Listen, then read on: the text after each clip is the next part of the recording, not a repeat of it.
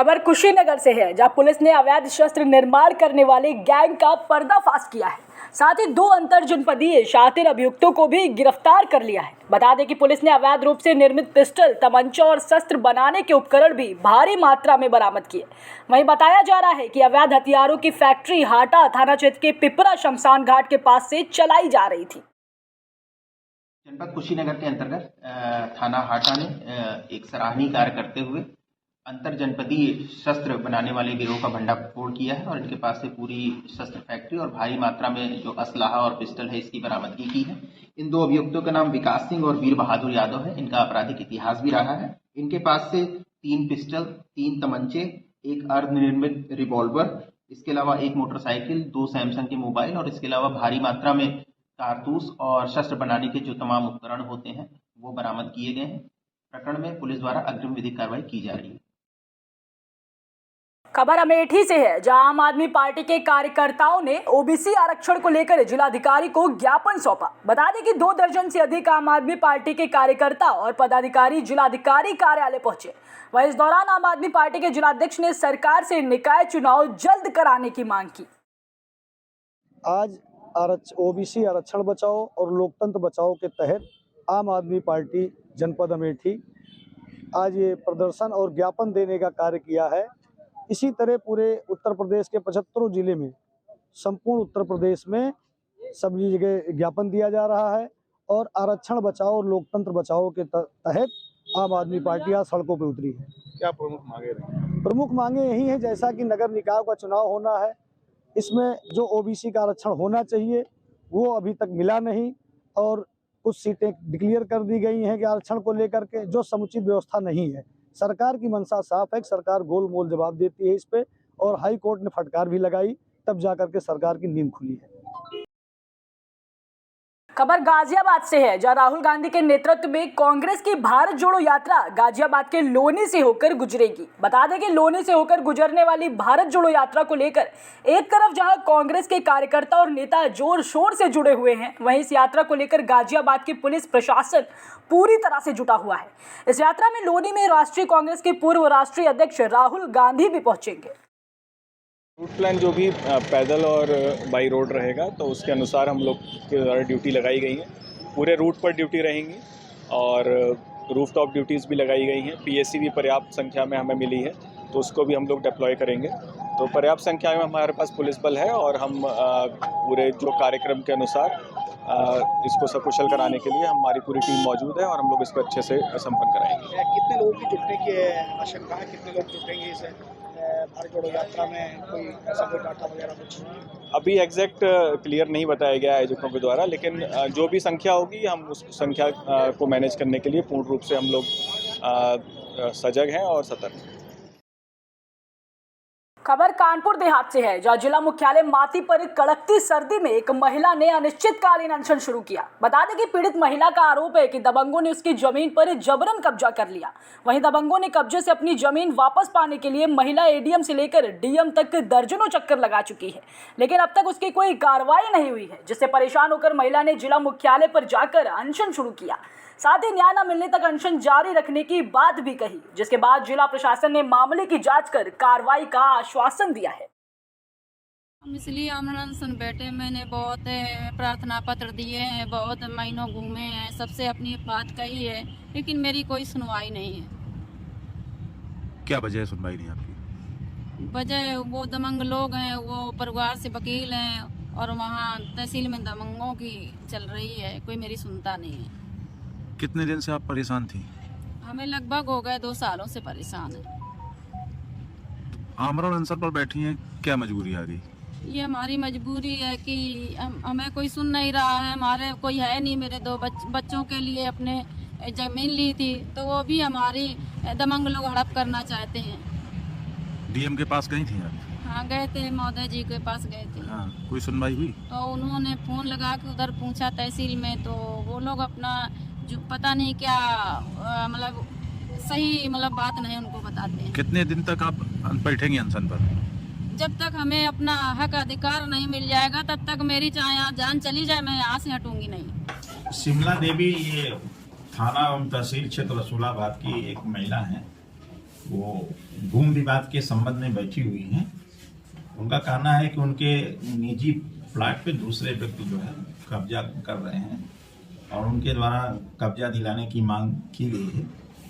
इस संबंध में मेरी सीओ रसूलाबाद से बात हुई है और तहसील से भी बात हुई है, तो इनके प्रकरण की जांच करवा करके नियमानुसार कार्रवाई के निर्देश जो है उस सीओ और एसडीएम को दिया गया है। कल ये लोग हमारी टीम जाएगी ज्वाइंट रूप से और इसको देख करके निस्तारण कराएगी। ठीक है। खबर छत्तीसगढ़ के बिलासपुर से है, जहां परम पूज्य गुरु घासीदास की 266वीं जयंती समारोह के उपलक्ष्य में सतनाम शोभा यात्रा निकाली गई। यह शोभा यात्रा सतनाम भवन देवनगर से आरंभ हुई। वहीं कार्यक्रम की शुरुआत गुरु घासीदास के चित्र पर माल्यार्पण कर किया गया। इस शोभा यात्रा में मुख्य रूप से संजय भास्कर, फागुराम टंडन समेत सभी सम्मानित पदाधिकारी एवं गणमान्य उपस्थित रहे। खबर फतेहपुर से है, जहां ललौली थाने की पुलिस और क्राइम ब्रांच टीम ने मिलकर एक असलाहा फैक्ट्री का खुलासा किया है। वहीं पुलिस ने मौके से एक देसी रिवॉल्वर समेत दर्जनों तमंचे और असलाहा बनाने का भारी मात्रा में सामान भी बरामद किया है। वाहन चेकिंग के दौरान ललौली पुलिस को सिधाव गांव के पास एक शातिर अभियुक्त बाइक से मिला था। वहीं अभियुक्त की निशानदेही पर पुलिस ने भारी मात्रा में अवैध तरीके से तमंचे बनाने की फैक्ट्री का खुलासा किया है। चेकिंग के दौरान थाना ललौली और एसओजी की टीम के द्वारा एक बड़े ही शातिर अपराधी मन्ना को गिरफ्तार किया गया है। यह पहले भी तमंचा फैक्ट्री में कल्याणपुर थाने से जेल जा चुका है और इसके पास इसकी निशानदेही पे ढेर सारी रिकवरी हुई है। इसमें एक रिवॉल्वर देसी, 12 बोर के तमंचे, 315 बोर के तमंचे, कुल 13 असलहे देसी निर्मित और अर्धनिर्मित 2 और ढेर सारे उपकरण, तमंचा फैक्ट्री के ढेर सारे उपकरण, भट्टी से लेकर के सारे जो सामान होते हैं वो बरामद हुए हैं। ये बहुत ही अच्छा वर्क हुआ है फतेहपुर पुलिस के द्वारा। पूरी टीम को हमारे तरफ से 25,000 रुपये का नगद इनाम भी दिया जा रहा है। इसके बारे में और जानकारी हम लोग प्राप्त कर रहे हैं कि कहाँ कहाँ से ये जेल गया है, अन्य जनपदों से गया है कि नहीं गया है, वो भी छानबीन का विषय है। और कुछ लोग चिन्हित किए गए हैं जिनको यह माल सप्लाई करता था, उनके विरुद्ध भी शीघ्र ही हम कार्रवाई करेंगे। खबर फतेहपुर से है, जहां की नहर कॉलोनी में आज शिक्षा मित्रों ने विरोध प्रदर्शन करते हुए सरकार से अपनी मांगे जल्द से जल्द पूरी करने की आवाज उठाई है। वहीं जिले भर के शिक्षा मित्रों ने नहर कॉलोनी धरना स्थल में विरोध करते हुए बताया कि सरकार ने अगर उनकी जल्द से जल्द मांगे नहीं पूरी की तो आगे और उग्र प्रदर्शन करेंगे। बता दें कि उन्होंने 12 महीने का वेतन और नौकरी को 62 वर्ष तक करने की मांग उठाई है। साथ ही शिक्षा मित्रों ने बताया कि 10,000 न्यूनतम वेतन में अब इस महंगाई के दौर में उनका गुजर बसर नहीं हो पाता। उन्होंने सरकार से अपना वेतन वृद्धि की भी मांग की है। वहीं शिक्षा मित्र ने बताया है कि 11 और 12 जनवरी को एक विरोध प्रदर्शन करने लखनऊ भी जाएंगे। साथ ही विरोध प्रदर्शन के बाद मुख्यमंत्री और प्रधानमंत्री के नाम एक ज्ञापन सौंपते हुए अपनी समस्याओं का जल्द से जल्द निराकरण की बात कही है। हम लोग यहाँ जो है अपनी इन मांगों को लेकर आए हैं कि 2017 से हम लोग का समायोजन निरस्त हुआ। उसके बाद से सारे शिक्षा मित्र इस समय बहुत ही दुखी और बहुत इस तरह की हालत में है कि वो अपना जीवन यापन सही से नहीं कर पा रहे हैं। यहाँ पे सब आप खिले हुए चेहरे जरूर देख रहे हैं, लेकिन सारे शिक्षा मित्र अंदर से बहुत बुरी तरह से टूटे हुए। और हम लोग सिर्फ ये चाहते हैं कि हम लोग को कम से कम इस स्तर पर रख दिया जाए कि हमारे बच्चों का उनको हम अच्छी शिक्षा दिला सकें। कम से कम जो हर टीचर के बच्चों को चाहिए वो हम लोग के बच्चों को भी चाहिए।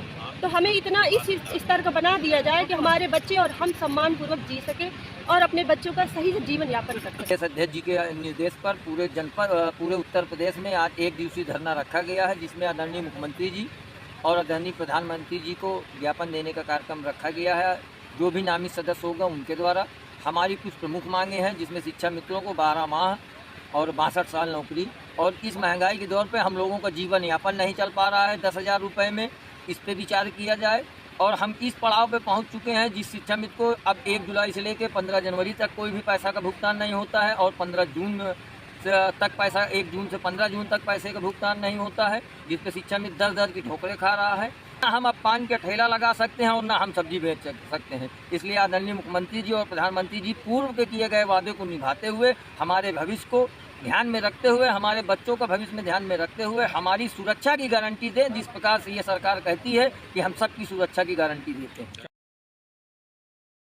खबर चंदौली से है, जहां जनपद के विकास खंड साहबगंज अंतर्गत राम माधव में कंबल का वितरण किया गया। वहीं कंबल वितरण के प्रोग्राम में जिला के पूर्व महामंत्री भारतीय जनता पार्टी के साथ साथ भारतीय जनता पार्टी के लोकप्रिय विधायक कैलाश खरवार भी थे। बता दें कि 250 कंबल वितरण के साथ साथ गरीबों का blood test, blood pressure test तथा दवाओं का भी वितरण किया गया। ऐसे मौके पर गाँव के सैकड़ों गरीबों के साथ गणमान्य लोग मौजूद थे। इस भी 9 वर्ष के उपलक्ष्य में जो दीनदयाल जी की अवधारणा थी कि अंत्योदय, तो सेवा इस संगठन के माध्यम से गरीबों को दवा और लगभग 250 कंबल का वितरण किया गया। जयेश तिवारी पूर्व जिला महामंत्री भाजपा चंदौली और वर्तमान में नगर पालिका परिषद जमनिया गाजीपुर के प्रभारी। 250 कंबल का वितरण और प्रत्येक गरीब का चिकित्सीय जो दवा है, इस समय ठंडक में सबको सर्दी जुकाम है तो सबका ब्लड टेस्ट, ब्लड शुगर का जांच और उनको दवा वितरित किया गया। और अपने चकिया के लोकप्रिय विधायक और श्री कैलाश आचार्य जी भी उपस्थित रहे। इस समय हम चंदौली जनपद के विकास खंड साहबगंज अंतर्गत राममाड़ो ग्राम पंचायत में हैं, जहां पर भारतीय जनता पार्टी के पूर्व महामंत्री, ब्राह्मणों के लोकप्रिय नेता अनिल तिवारी जी इस ग्राम में कंबल वितरण का एक कार्यक्रम रखा है, जिसमें मुख्य अतिथि चकिया विधानसभा के लोकप्रिय विधायक कैलाश आचार्य जी हैं। आइए हम इस प्रोग्राम को दिखाते हैं आपको और बात करके सुनाते हैं कि अनिल तिवारी ने क्या कहा, गरीबों में ये किस प्रकार प्रिय है। खबर फिरोजाबाद से है, जहां टूंडला नगर के गौरव वशिष्ठ कवि सुबोध सुलभ जी के जन्म दिवस के उपलक्ष्य में विराट कवि सम्मेलन का आयोजन किया गया। बता दें कि यह कार्यक्रम प्रियंका कॉन्वेंट स्कूल, एटा रोड, तहसील टूंडला में आयोजित किया गया। वहीं मां सरस्वती का माल्यार्पण कर दीप प्रज्वलित कर इस कवि सम्मेलन को प्रारंभ किया। कवियों ने साहित्य, हास्य, छंद आदि कविताओं के प्रदर्शन के साथ साथ उपस्थित लोगों को स्मृति चिन्ह देकर सम्मानित भी किया। खबर सिद्धार्थनगर से है, जहां उसका बाजार के मधवापुर चौराहे पर किसान यूनियन के लोगों ने पोखरे के बीटा पर झोपड़े रखने को लेकर धरना प्रदर्शन किया। आपको बता दें कि गांव के कुछ दबंग लोग आए दिन एक महिला को परेशान कर रहे हैं, जहां किसान यूनियन के प्रार्थना पत्र देने के बाद भी अभी तक FIR नहीं दर्ज की गई है। साथ ही मौके पर नायब तहसीलदार पहुंचकर इस पूरे मामले की जानकारी ली। वहीं किसान यूनियन के लोगों से बात करने के बाद भी उप जिलाधिकारी ने मामले के निस्तारण के आदेश दिए हैं।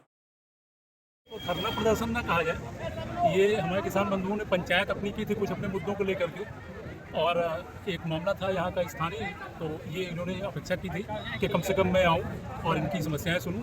तो जैसा कि आप लोगों ने देखा, इन्होंने कुछ अपने बिंदु नोट कराए जिन पर तत्काल निराकरण की आवश्यकता थी, उनको किया गया है। शेष पे हम लोग शीघ्र काम करेंगे और इन लोगों को अवगत करा देंगे। तो जैसे धरने जैसी कोई बात नहीं थी, एक पंचायत थी, उसी का आयोजन किया। ये यहाँ की ऋतुरा नाम की एक महिला अध्यक्षा हैं, जो संगठन की बहुत तेज तर्रार हैं। अपने जीविकोपार्जन के लिए इन्होंने मछली पालन किया है। अब जब किसी भी चीज़ को रखवाली करने के लिए उसे कहीं न कहीं ठौर बनाना पड़ता है, तो अस्थायी तौर पर उन्होंने एक छप्पर डाल रखा है, जिसे यहाँ के कुछ तथाकथित दबंग लोगों के द्वारा उस छप्पर को हटा दिया जाता है। अरे मैं तो कहता हूँ उन लोगों से कि दुर्बल को न सताइए और जाकी मोटी है और मुई खाल की श्वास से स्वार भस्म हो जाए।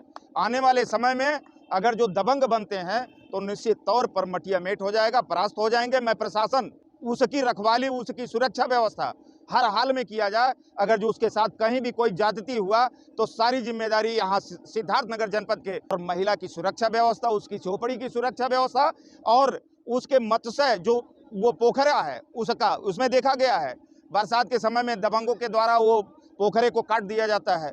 अब बताइए, ये इतना घिनौना काम कोई अपना काम ना करे और दबंगई इतना तेज रहे, दबंगों को शिकंजों के पीछे, सलाखों के पीछे मैं डालता हूं, तो ये प्रमाण है। इसलिए मैं सरकार से भी ये मांग करता हूं कि ऋतुरा देवी जैसे जो भी इस सिद्धार्थनगर जनपद में दबे कुचले लोग हैं, उनकी सुरक्षा व्यवस्था की जाए।